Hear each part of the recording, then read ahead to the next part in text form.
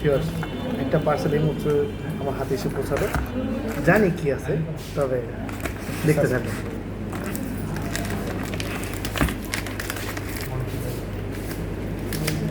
না সেটা বললাম একটু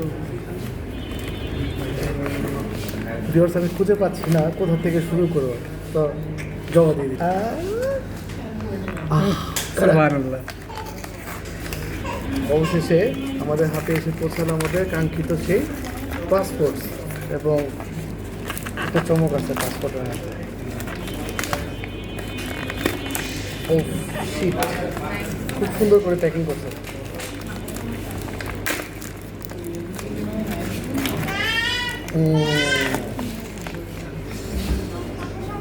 বিসমিল্লাহ।